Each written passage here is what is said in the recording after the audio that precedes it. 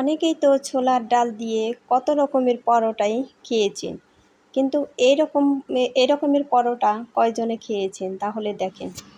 নমস্কার বন্ধুরা, ইলা লাইফস্টাইল চ্যানেলে কেমন আছেন সবাই? আশা করি ভগবানের কৃপায় অনেক ভালোই আছেন। আমিও তো অনেক ভালো আছি। আর ইলা লাইফস্টাইল চ্যানেলে আরেকটা নতুন ব্লগ ভিডিও নিয়ে চলে আসলাম আপনাদের জন্য। আরেকটা লাইক দিয়ে আমার ভিডিওটি কন্টিনিউ করবেন। আপনাদের একটা লাইক আমার ভিডিওটিকে এগিয়ে যেতে সাহায্য করবে। এই যে আমি আজকে ছোলার ডাল বসিয়ে দিয়েছি। ছোলার ডাল দিয়ে পরোটা হবে।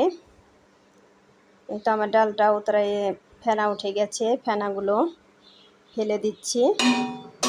মরিচ লবণ এগুলো কিন্তু আমি দিয়ে দিয়েছি। তারপরে যে ঢাকনা দিয়ে ঢেকে দিয়েছি। ঢাকনা একটু উঠায়ে দেখব কীরকম হয়েছে। ভিডিওটি স্কিপ না করে পুরোটাই দেখবেন। আশা করি ভগবানের কৃপায় অনেক ভালোই লাগবে। আর এই সব খাবার কিন্তু খুবই লোভনীয় খাবার, আমার তো খুবই ভালো লাগে। এই তো আবারও ঢাকনা দিয়ে ঢেকে দিলাম। এখন একটু চিনি দিয়ে দিব যাতে ডাল নরম হয়ে যায় তাড়াতাড়ি। আবারও ঢাকনা দিয়ে ঢেকে দিলাম।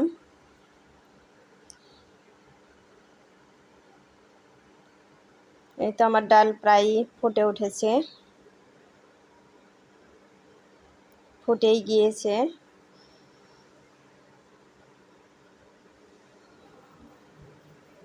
এখন এই যে হলুদ,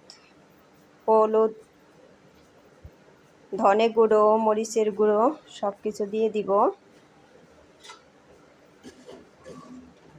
নাড়াচাড়া দিয়ে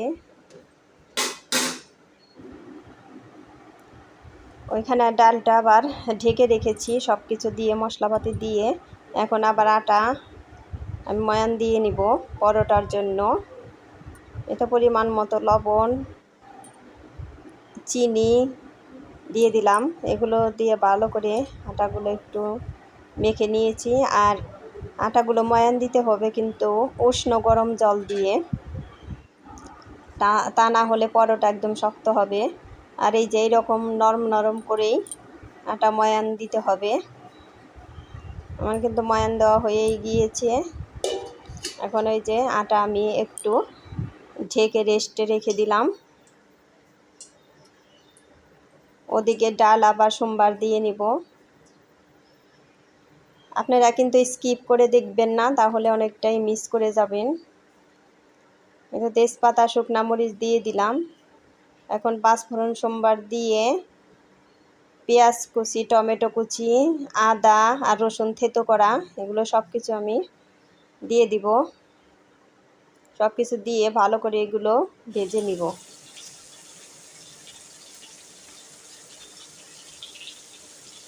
একটু লবণ দিয়ে দিলাম। আর এইভাবে ডাল সোমবার কে কে দেন আমাকে একটু কমেন্ট করে জানাবেন। এগুলো আমার ভাজা হয়ে গিয়েছে। এখন এই যে ডাল ঢেলে দিলাম।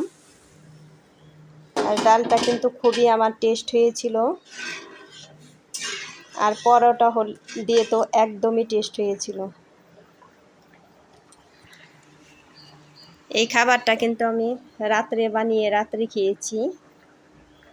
মানে অনেক দিন যাবত রুটি খাওয়া হয় না, এই জন্য ভাবলাম যে আজকে পরোটা বানিয়ে পরোটা খাবো এই ছোলার ডাল দিয়ে। আপনাদের দাদা তো একদমই পেট ভরেই খেয়ে নিয়েছে। আমারও খুবই ভালো লেগেছিল। এই তো দেখেন আমি বানিয়ে দেখাচ্ছি। এই যে হালকা করে একটু আলগা গুঁড়া দিয়ে নিব।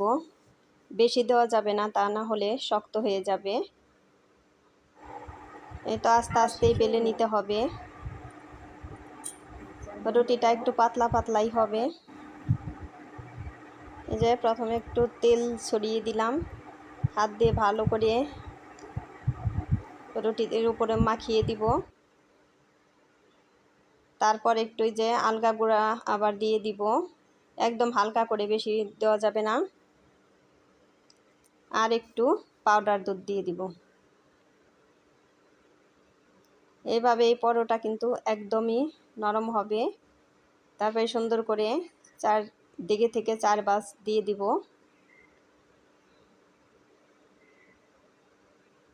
আবার এই যে রুটিটা কিন্তু আমি আস্তে আস্তে এই যে বেলে নিব।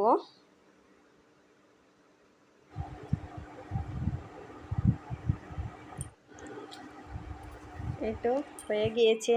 আর এই রুটি কিন্তু একটা একটা বেলে একটা একটা করেই ভাজতে হবে, তা না হলে থালায় লেগে যাবে আর ওঠানো যাবে না। আর এই পরোটা বানাতে কিন্তু একটু ধৈর্য রাখতে হবে, অধৈর্য হইলে কাজ হবে না। এই তো রুটি আমি একটু ভেজে নিচ্ছি, কারণ ওই কাঁচা রুটির ভিতরেই কিন্তু তেল দেওয়া যাবে না, একটু ভেজে তারপর তেল দিতে হবে।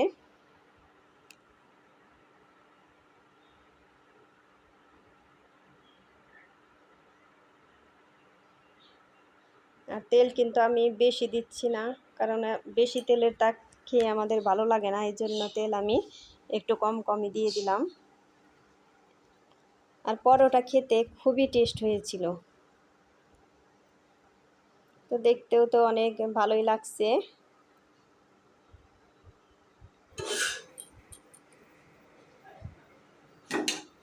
তো ভাজা হয়ে গিয়েছে, আবার একটা বানিয়ে নিব।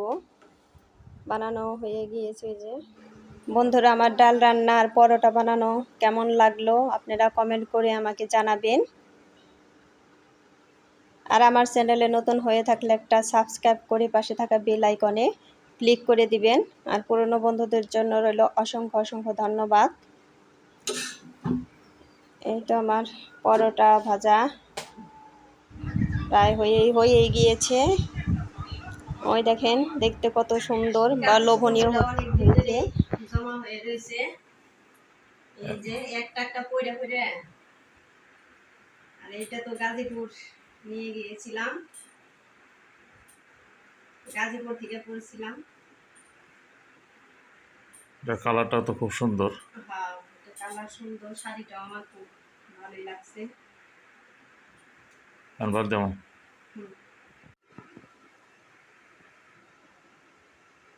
শাড়িটা পরেও মানে খুবই আরাম, দেখতেও যেমন সুন্দর, পরেও তেমন সুন্দর। এটার কালারও ভালোই, মোটামুটি খারাপ না।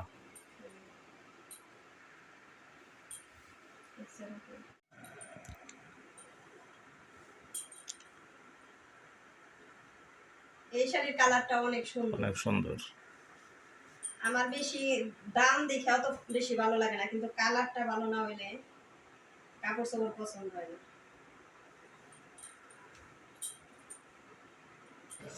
আমার ভিডিওটি ভালো লাগলে বন্ধুদের মাঝে শেয়ার করে দিবেন, আর সবাই আমাকে সাপোর্ট করবেন। আপনাদের সাপোর্ট ছাড়া তো আমি একটু আগাতে পারবো না। আর আপনারা আমাকে আশীর্বাদ করবেন। আমি যে স্বপ্ন নিয়ে এই সোশ্যাল মিডিয়ায় এসেছি। বৃষ্টি বৃষ্টি হইলেও কিন্তু প্রচুর গরম, কারণ বৃষ্টি যদি না হতো একবার, তাইলে এত গরম হইতো না।